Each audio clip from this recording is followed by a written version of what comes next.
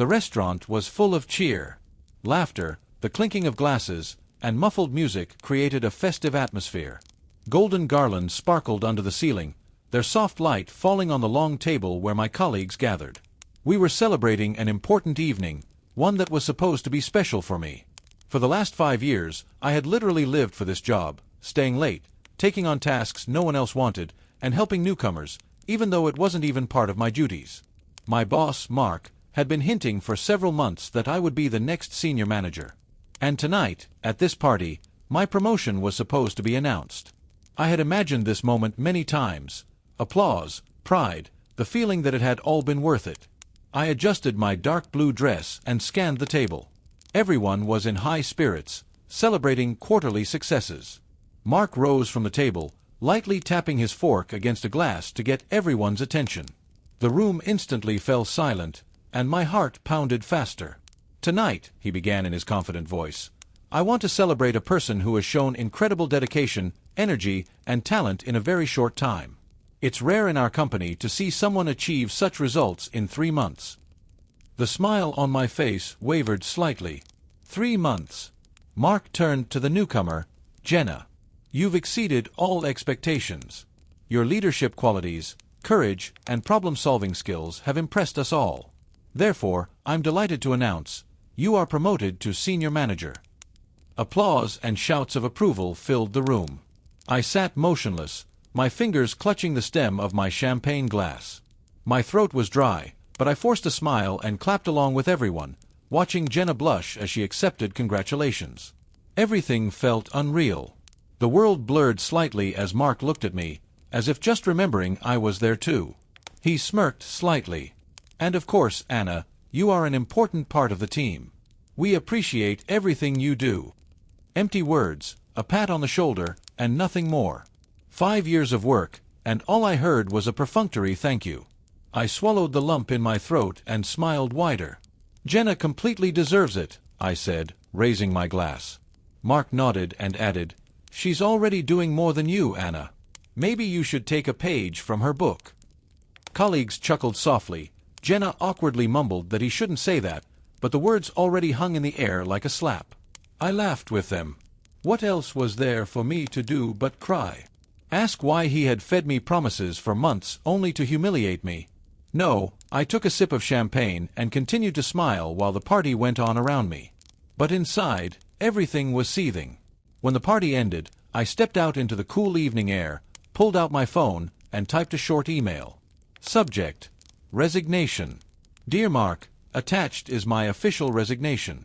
My resignation is effective immediately. All the best, Anna.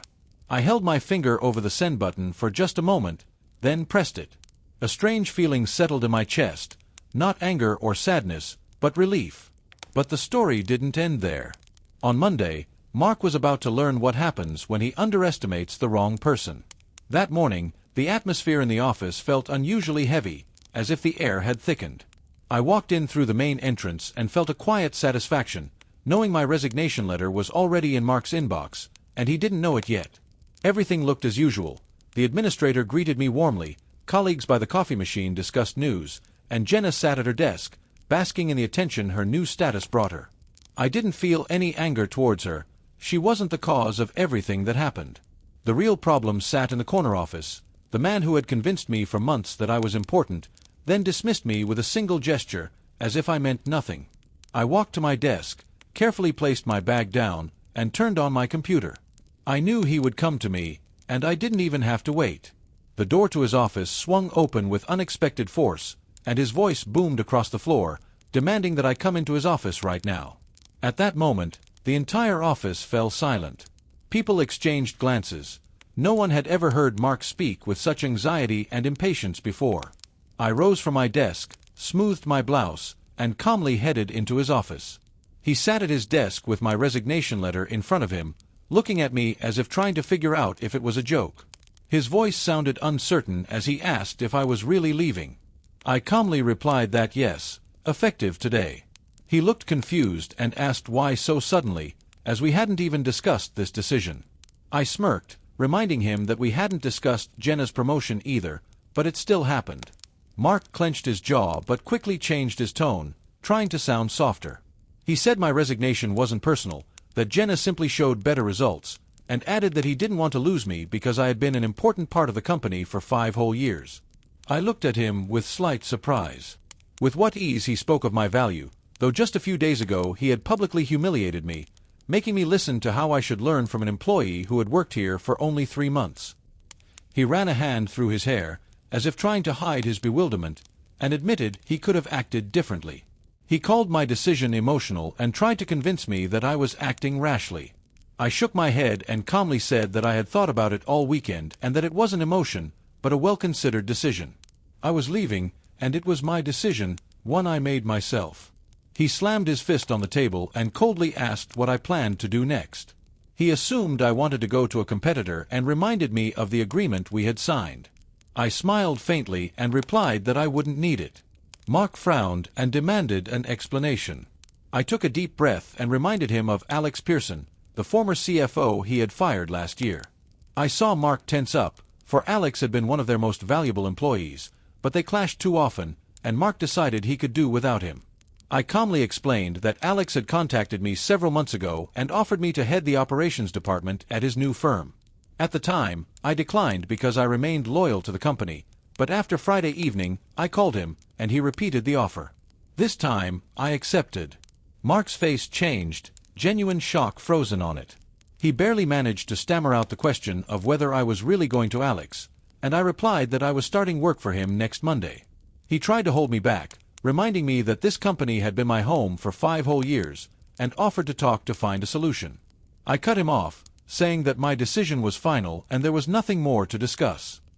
He clenched his jaw even tighter and coldly warned that I wouldn't be able to return. I calmly smiled and replied that I wasn't planning on returning.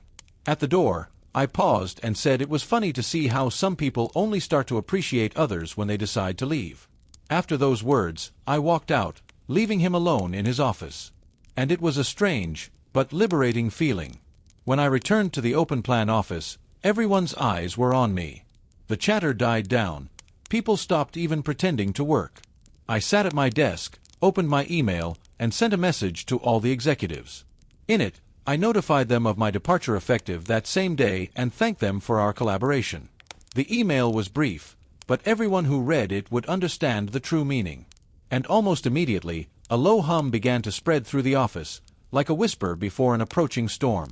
The whispers grew louder with each passing minute, like a wave gaining strength before it crashes. I heard murmuring behind me, catching individual words, but I paid them no mind. I gathered my thoughts and watched as everything around me began to change. Soon, Rachel approached me, one of the few I trusted here. Her eyes held a mixture of amazement and respect. She took a deep breath and shook her head, as if trying to find the right words. "So, you're really leaving," she said softly. "I understand, but I'm still in shock." I smiled faintly and nodded. "Yes, it's time to move on." "Well, Mark has only himself to blame," she mumbled, casting her gaze down. "Everyone knows you're the one who deserved that promotion." Her voice sounded sincere, and I caught not only sympathy but also a hidden pride in me. She went back to her desk, but within minutes, several other colleagues appeared around my desk, ostensibly passing by but clearly trying to overhear what was happening. Even Jenna looked up from her papers, her eyes darting between me and Mark's office. She looked bewildered, as if she didn't know whether she should feel guilty or simply revel in her new position. I sensed her hesitation, but I didn't care. 10 minutes later, as I was packing my personal belongings into a box, an urgent invitation from Mark appeared on my computer screen. The email subject was short, urgent.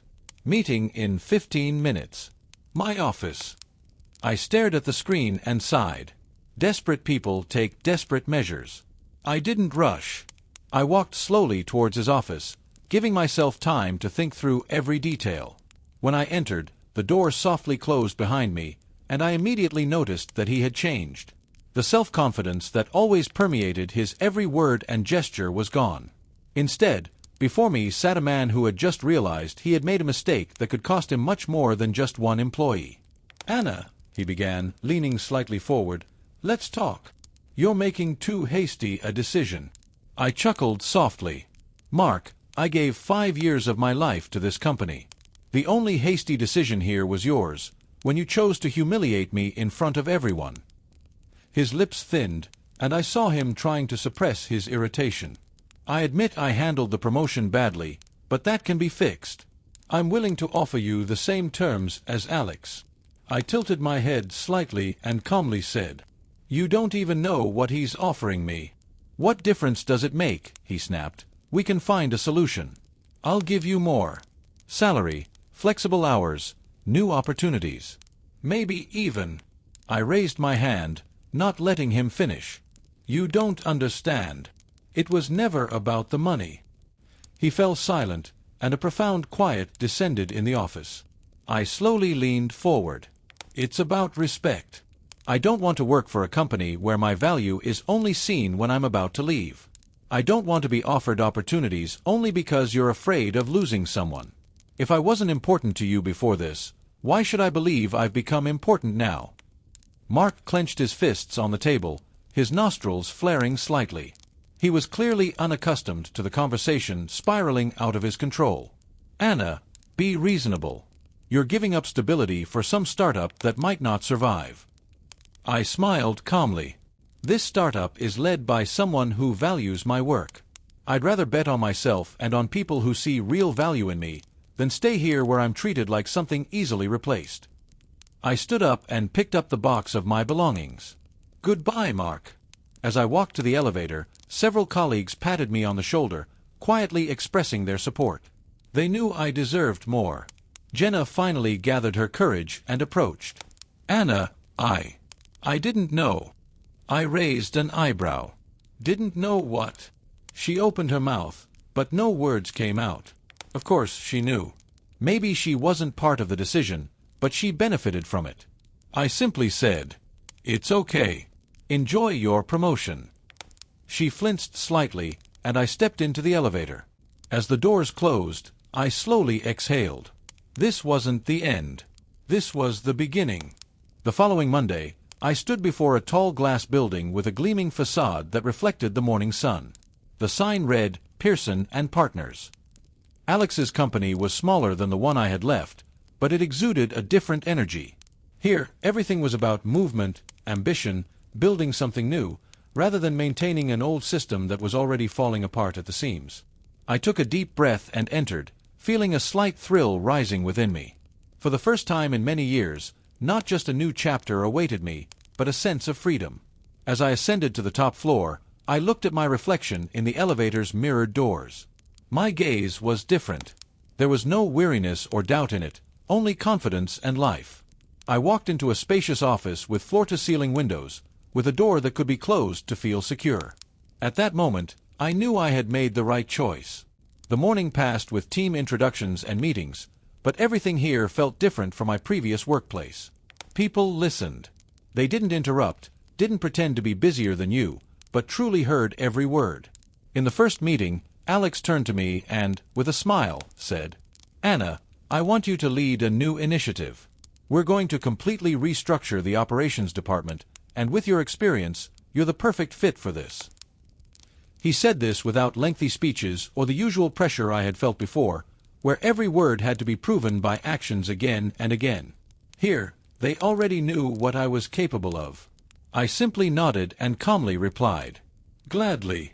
Colleagues around us smiled approvingly, and Alex simply nodded, as if he never doubted I would accept the offer. Everything was simple. No games and no politics, just respect and work.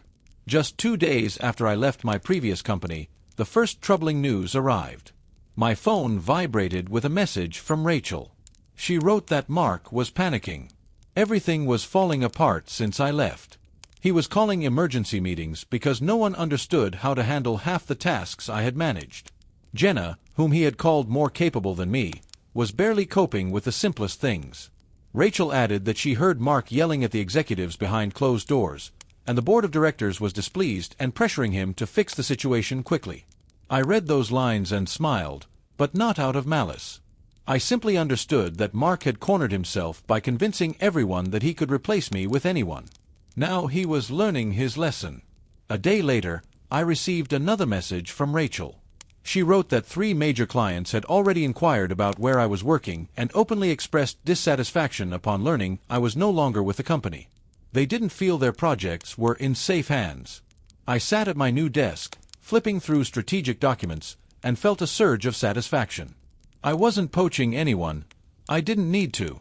People gravitated to where they felt trust and stability, and that trust was in me, not in Mark and his team. That same day, an assistant came in and said that Dawson and Company was looking for me. They had long been one of the largest clients at my previous workplace. I was surprised but remained calm and asked to be connected. The familiar voice of Mark Dawson, the CEO, came through the receiver. His tone was warm and confident. "Anna, I hear you're now at Pearson & Partners. We should talk." I leaned back in my chair and slowly smiled. "Of course, Mark. How can I help you?" In 1 week, 3 key clients from the previous company contacted me. I hadn't called any of them, but each said the same thing. Everything had changed since I left. They no longer felt confident that their interests were in safe hands, and all 3 wanted to transfer their contracts to where I worked. One by one, they did. I didn't seek to harm Mark. There was no need. All I did was continue to grow and work in my new place. The rest happened naturally. Soon after clients began leaving the old company one by one, news from Rachel started arriving almost daily. She wrote that Jenna was struggling with her duties, and Mark was losing his composure more and more. The board of directors was furious over the loss of clients and the damage to reputation, and investors expressed dissatisfaction, demanding quick solutions.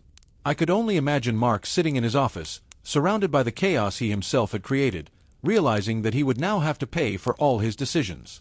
I didn't try to harm him, nor did I plot revenge. Everything that happened was a natural consequence. He considered me replaceable, but it turned out that anyone could be replaced, except for those who truly keep a company afloat. One quiet Friday evening, as I was finishing up my workday, my phone vibrated. The screen showed an email from Mark. I opened it and saw a short text with the subject, "Proposal." He wrote that he would like to meet to discuss mutually beneficial cooperation and asked to schedule a meeting for the following week, assuring me that a solution could be found that suited both parties. I leaned back in my chair and chuckled softly. The irony of the moment was obvious. The man who, just a few weeks ago, told me I should learn from an employee who had worked for 3 months, and who so easily humiliated me at the party, was now extending a hand and seeking a way to persuade me to return.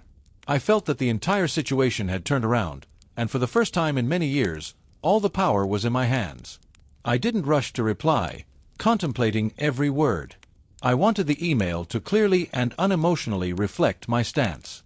Finally, I wrote, "Mark, I can meet on Monday at 10 a.m. Please let me know if this time works for you." I hit send and closed my laptop. This meeting wasn't for negotiations. I was going there only to see how he would squirm. On Monday, exactly at 10 a.m., I entered the familiar building I had left just a few weeks ago. Inside, everything felt different. The receptionist greeted me with confusion, as if she didn't know who I was now, a former employee, a guest, or a shadow from the past. People glanced as I walked by, and questions lingered in their eyes. They knew why I was there, but no one dared to speak. I entered Mark's office and immediately noticed how much he had changed. Dark circles were visible under his eyes, and his fingers nervously tapped on the table. This was no longer the confident man who had so recently uttered cold phrases in front of everyone about how I should take an example from Jenna. "Thank you for coming," he said, forcing a strained smile. I sat in the chair opposite him, crossing my legs and placing my hands on my lap. "What's on your mind, Mark?" He exhaled and leaned forward slightly.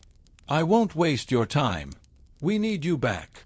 I remained silent, allowing his words to hang in the air. He continued, clearly feeling that he had to offer something substantial. "I admit I underestimated your role. We can fix everything. If you come back, I'm willing to offer you a significant salary increase, the position of senior executive, and complete freedom in managing your department." He leaned back in his chair, confident that these words would impress. I simply tilted my head and calmly said, "You had 5 whole years to recognize my value. 5 years to promote me and respect my work. But instead, you chose someone who had worked here for only 3 months, and in front of everyone, You told me I should learn from her. And now, with clients leaving and the company spiraling downwards, you suddenly offer everything I deserved long ago." His jaw tightened, but he tried to speak again. "Anna, come on." I raised my hand, not letting him continue. "Tell me honestly, if I hadn't left, would you have offered me all this out of gratitude? Or are you doing this only because you're losing control?" He fell silent, but his eyes gave away the answer. He needed me not because he suddenly realized my value, but because he had no one left to hold as an anchor. I looked at Mark and chuckled softly, catching the insecurity in his gaze that had never been there before. This man was used to controlling people, making them feel like they had to fight for every bit of recognition, but now he was the one doing the asking. His voice softened, almost pleading. "Anna, be reasonable. You have a history here, connections, familiar stability. Do you really want to erase 5 years of your work for some new company that hasn't even proven it can survive?" I calmly rose from the chair, straightened my jacket, and leaned a bit closer to him. "You still don't understand. I didn't need your company. You needed me. And you only just realized it now." He looked away, and a flicker of panic crossed his face, which he tried to hide behind a mask of coldness. I turned towards the door, but before stepping out, I looked back over my shoulder and quietly said, "Maybe next time you'll learn to appreciate those who truly keep your company afloat." After those words, I walked out, closing the door behind me, and this time I didn't even look back. When I returned to Pearson & Partners, things were going better than I had expected. In a short time, our client list had almost doubled. Companies that felt the previous structure crumbling were transferring to us one by one. No one asked me to persuade them. They sought the stability and trust that were now here. I understood that the changes I had initially feared had become the right step for me. One quiet Friday evening, as I sat at my desk with a cup of coffee, a new message arrived from Rachel. She wrote just one sentence: "Mark was just fired. The board of directors forced him out. They couldn't recover after losing clients." I stared at the screen for a long time, then quietly chuckled. The irony was that he always believed anyone could be replaced, that everyone in his position was just a part of the mechanism. But it turned out that even he could be replaced, not me. He thought I was worthless and lost everything because he didn't understand the most important thing. I leaned back in my chair, took a sip of coffee, and allowed myself to fully relax for the first time in a long time. New tasks and challenges awaited me, but now I knew I was where I belonged. I no longer felt anger or resentment, only lightness and confidence that the past was behind me, and the future was opening up before me without anyone else's conditions. As the sun set outside the windows, painting the city with golden light, I looked once more at the documents on my desk and slowly smiled. This wasn't just a new job. This was an opportunity to build something from scratch, with people who value everyone's contribution. And I understood that no former promises or illusory guarantees could have given me what I received when I decided to leave. Mark remained in the past, along with his overconfidence and habit of underestimating people. And I remained here, in a place where every step I take and every decision I make matters, and where no one dares to use someone else's labor as if it has no price.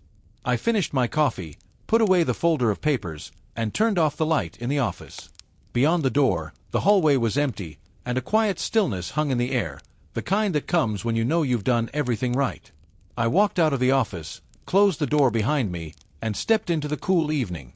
The city hummed, lights reflected on the wet asphalt, and at that moment, I felt that everything was just beginning.